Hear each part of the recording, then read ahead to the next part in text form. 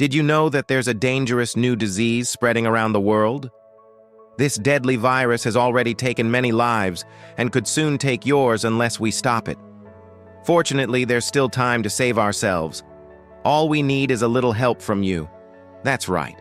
You can save your life and the lives of others just by clicking the like button below. So what are you waiting for? Click the like button now and save yourself. Welcome back to my channel. Today we will travel back in time to ancient Egypt to learn about the last pharaoh of the country, Cleopatra. Number 5. Her rise to the throne. Cleopatra was born in 69 BC in the city of Alexandria, located on the Mediterranean coast of Egypt. Her mother, Queen Cleopatra V, was a member of the Ptolemaic dynasty, a series of Greek rulers who had taken control of Egypt after the country was left in the will of Alexander the Great when he died. Although she was born in Alexandria, Cleopatra was not Greek. She was actually Egyptian, and she was fluent in the Egyptian language. Unfortunately, there is very little information about Cleopatra's early life, but historians believe that she received a traditional Egyptian education, which would have included instruction in mathematics, astronomy, medicine, and other subjects. When Cleopatra was just 14 years old, her father passed away, and she became the ruler of Egypt, although she had to share the throne with her father until she turned 18. Throughout her childhood, Cleopatra lived in the royal palace of Alexandria. However, the royal palace was not only her home, it was also her prison, since she was not allowed to leave its walls. In addition to having an entire palace to herself, Cleopatra also had an entire fleet of ships at her disposal. At age 14, when she inherited the throne, Cleopatra owned the largest navy in the entire Mediterranean. Number 4. Alliance with Julius Caesar. Cleopatra's story is full of famous and powerful men. One of these men was Roman general and dictator Julius Caesar. But how did these two meet? Well, according to Plutarch, who wrote his biography in the 1st century AD, Cleopatra wanted to visit Rome, but because she was a woman and traveling alone was not safe, she devised a plan. She sent word to Caesar that she would deliver him a gift worth 10 million sesterces, the ancient Roman silver coin, if he agreed to meet her. Intrigued, Caesar accepted her offer, but Cleopatra wasn't going to give him just any gift.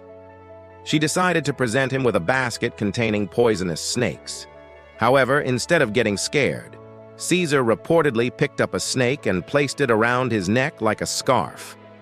Impressed by Caesar's bravery, Cleopatra came out of hiding and delivered her gift personally. She was so beautiful that Caesar immediately fell in love with her, even though she was half his age. But why did they get along so well? Well, despite being thousands of miles apart, Cleopatra and Caesar shared a lot of similarities. They both enjoyed art, literature, philosophy, and science. They were also both extremely intelligent and skilled politicians, and they both ruled over their respective nations with an iron fist. In fact, some historians argue that Cleopatra's intelligence was what ultimately led to her downfall. Number 3. A legendary romance. As you may have heard, Cleopatra's relationship with Caesar led to the birth of a child, Caesarion. However, Caesar was not the only man who was charmed by the Egyptian queen.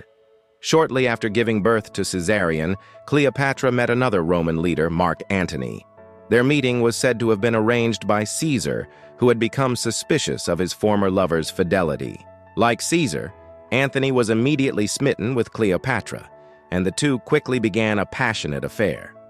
Soon after meeting Antony, Cleopatra gave birth to his son, Ptolemy Philadelphus.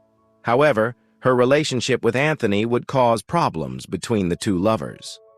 According to historian Suetonius, Antony became so infatuated with Cleopatra that he began sending her expensive gifts and allowing her to live in luxury.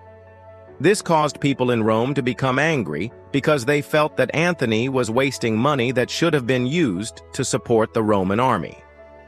Number 2. The war against Rome.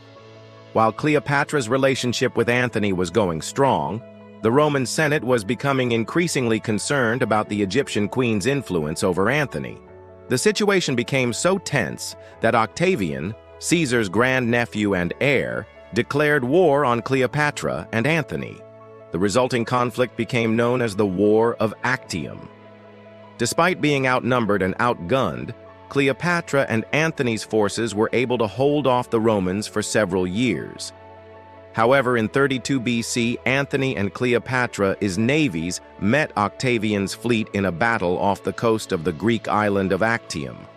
What happened next is disputed by historians, but according to Plutarch, Cleopatra and Antony's ships were defeated by Octavian's forces.